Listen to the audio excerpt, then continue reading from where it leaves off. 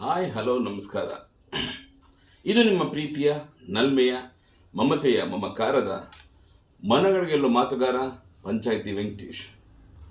ಆತ್ಮೀಯರೇ, ಇವತ್ತೊಂದು ಹೊಸ ಕಾರ್ಯಕ್ರಮವನ್ನು ಒಂದು ಹೊಸ ಉರುಪಿನಲ್ಲಿ ಕೊಡ್ತಾ ಇದ್ದೀನಿ.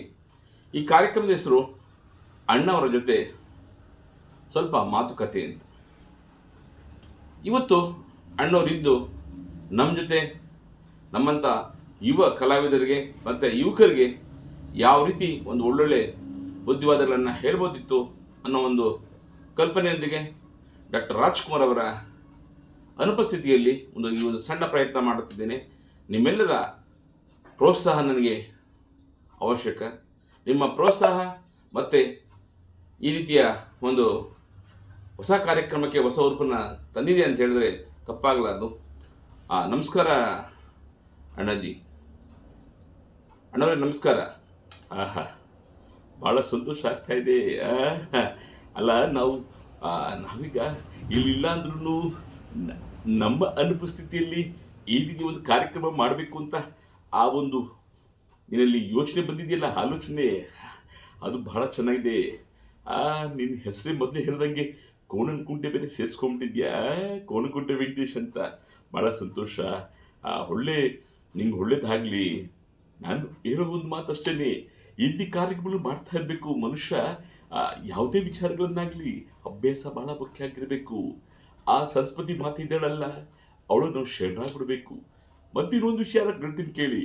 ಗುರುವಿನ ಗುಲಾಮನಾಗುವ ತನಕ ದೊರೆಯದನ್ನ ಮುಕುತಿ ಅನ್ನೋ ಮಾತನ್ನ ಮರಿಬಾರ್ದು. ಮತ್ತೆ ನೀನು ಮರೆತರೇನು ಸುಖವಿದೆ, ತನ್ನತನವ ತೊರೆದರೇನು ಸೊಗಸಿದೆ ಎಂಬ ಮಾತನ್ನ ಮರಿಬಾರ್ದು.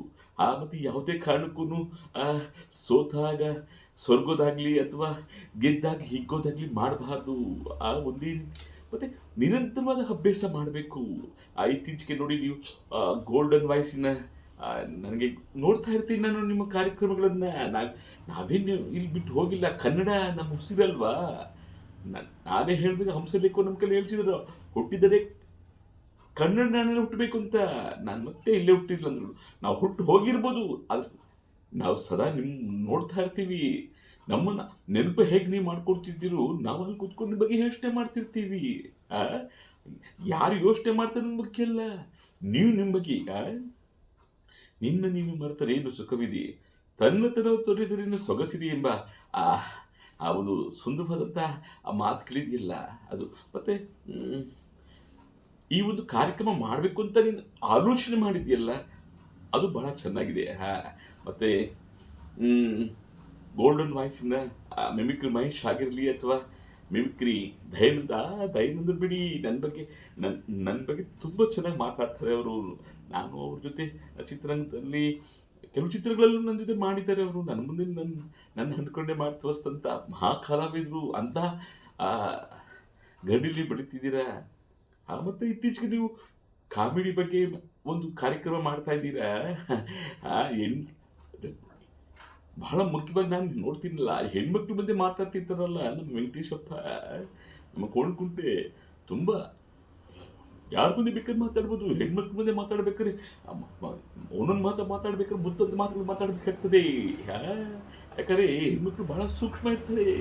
ಸೊ ಆ ಒಂದು ವಿಚಾರವನ್ನು, ಸಮಾಜದಲ್ಲಿರ್ತಕ್ಕಂಥ ವಿಚಾರಗಳನ್ನು ಅವ್ರ ಮುಂದೆನೇ ಅವರ ಒಂದು ಒಳ್ಳೇದು ಕೆಟ್ಟದ ಬಗ್ಗೆ ಮಾತಾಡ್ತಾರಲ್ಲ, ಅದು ನಗಿಸ್ತಾ ನಗುತ್ತಾ ನಲಿ ಅಂತ. ಯಾವತ್ತೂ ಅಷ್ಟೇ ಮನುಷ್ಯ ನಗ್ತಾ ಇರಬೇಕು.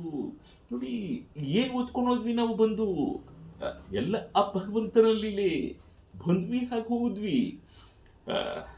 ಏನೇ ಆಗಲಿ, ಒಂದು ಒಳ್ಳೆ ಕೆಲಸ ಮಾಡ್ತಿದ್ದೀವಿ, ನಮ್ಮಲ್ಲಿ ಒಂದು ಒಳ್ಳೆ ಇದಿದೆ, ಏನೋ ಆಸಕ್ತಿ ಇದೆ ಅನ್ನೋದ್ಮೇಲೆ ಆ ವೃತ್ತಿ ಪ್ರವೃತ್ತಿಗಳನ್ನ ನೋಡ್ಕೊಂಡು ಬೇಕಾಗ್ತದೆ. ಎಲ್ಲರ ಮುಖ್ಯವಾಗಿ ಆ ಸಂಸಾರ ಇದೆಯಲ್ಲ, ಸಂಸಾರದ ಕಡೆ ಬಹಳ ಒಂದು ವಿಚಾರ ಹೇಳ್ಬೇಕು. ನನ್ನ ಪಾರು ನಿಜವಾಗ್ಲೂ ಯಾವುದೋ ಜನ್ಮದ ನಾನು ಪುಣ್ಯ ಅನ್ಕೊಂತೀನಿ. ಮತ್ತು ಇನ್ನೊಂದು ಮುತ್ತಂತ ನನ್ನ 3 ಮಕ್ಕಳಿದಾರಲ್ಲ, ಇತ್ತೀಚೆಗೆ ನನ್ನ ಹತ್ರ ಬಂದ್ಬಿಟ್ಟಿದ್ದಾನೆ ಅಪ್ಪು.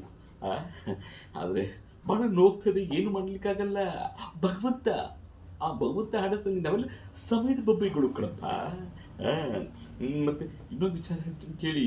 ಯಾವುದೇ ಕಾರಣಕ್ಕೂ ಸಹ ಬೇಜಾರು ಮಾಡ್ಕೊಬಾರ್ದು. ಆ ನಗು ಇರಲಿ, ಹಳು ಇರಲಿ, ಅದನ್ನು ಸಮನಾಗಿ ಹಂಚ್ಕೊಂಡು ಹೋಗ್ಬೇಕು. ಏನಂತೀರಾ? ಆ? ಮತ್ತು ಏನೇ ಆಗಲಿ, ನಾವು ಕಲಿಯುವಂಥ ವಿದ್ಯೆಗೆ ನಿರಂತರವಾದಂತಹ ಅಭ್ಯಾಸ ಅನ್ನೋ ಗೊಬ್ಬರವನ್ನು ಹಾಕಬೇಕು.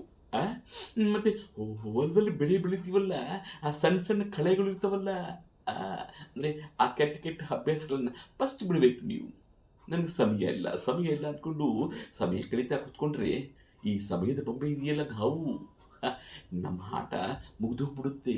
ನೋಡಿ, ನಾವು ಹೊರಟ್ಬಿಟ್ಟಿದ್ದೀವಿ. ನಾನು ಈಗ ಏನಾದ್ರು ನಟನೆ ಮಾಡ್ಲಿಕ್ಕಾಗುತ್ತಾ? ಹಾಡಾಡ್ಲಿಕ್ಕಾಗುತ್ತಾ? ನಮ್ಮ ಶಂಕರನಾಗಿದ್ದಾರಲ್ಲ, ಅವ್ರು ಒಂದು ಮಾತು ಹೇಳಿದ್ದಾರೆ, ಸತ್ತಾಗ ಮಲ್ಗೋದು ಇದ್ದೇ ಇರುತ್ತೆ, ಇದ್ದಾಗ ಎಚ್ಚರವಾಗಿತ್ತು ಏನಾದರೂ ಸಾಧಿಸು ಅಂತ. ನೋಡಿ. ಮತ್ತು ಇತ್ತೀಚೆಗೆ ನಾನು ಮೊನ್ನೆ ಒಂದು ಹಾಡು ಕೇಳಿದೆ, ಬ್ಯಾಂಗಲ್ ಬಂಗಾರಿ. ಎಂದು ಕಾಲ ಬಂತು ನೋಡಿ. ತುಂಬನೇ ಬಹಳ ನನ್ನ ಮಗನೇ ಮಾಡಿದ್ರು ಹಾಡೋದು, ಆ ಚಿತ್ರದ ಹಾಡು ಭಾಳ ಚೆನ್ನಾಗಿದೆ. ಮತ್ತು ಇತ್ತೀಚೆಗೆ ಪ್ರಭಾಕರ್ ಇಲ್ಲೇ ಇದ್ದಾರೆ. ಪ್ರಭಾಕರ್ ಮಗ ನಮ್ಮ ವಿನೋದ ಒಂದು ಒಳ್ಳೆ ಚಿತ್ರ ಮಾಡಿದ ಮಹದೇಶ್ ಅಂತ, ನನ್ನ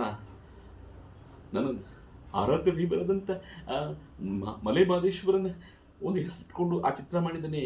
ನಮಗೆ ಹೇಗೆ ನೀವು ಪ್ರೋತ್ಸಾಹ ಮಾಡಿದ್ರು, ಆತನೊಂದು ಒಳ್ಳೆ ಪ್ರೋತ್ಸಾಹ ಮಾಡ್ತೀನಿ ಅಂತ ಹೇಳ್ತಾ ನನ್ನ ಮಾತು ಮುಗಿಸ್ತೀನಿ. ಏನಪ್ಪ, ಬರ್ತೀನಿ. ನಮಸ್ಕಾರ ಅಣ್ಣವ್ರೆ.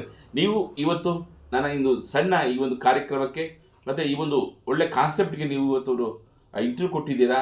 ಸೊ ಈ ರೀತಿಯ ಮಾತುಕತೆ ಹೀಗೆ ಮುಂದುವರಿಸ್ತೀನಿ. ನೀವು ಹೇಳಿದಂಥ ಈ 2-3 ಮಾತುಗಳೇ ನಮಗೆ ಒಳ್ಳೆ ಸ್ಫೂರ್ತಿನ ಕೊಡ್ತವೆ ಅಂತ ಹೇಳ್ತಾ, ನಮ್ಮ ಜೊತೆ ಇಲ್ಲಿವರೆಗೂ ಒಂದು ಒಳ್ಳೊಳ್ಳೆ ವಿಚಾರಗಳನ್ನು ಹೇಳಿ ಕೊಟ್ಟಂತ ನಿಮಗೆ ನಾವು ಸದಾ ಚಿರಋಣಿಯಾಗಿರ್ತೀವಿ. ಧನ್ಯವಾದಗಳು.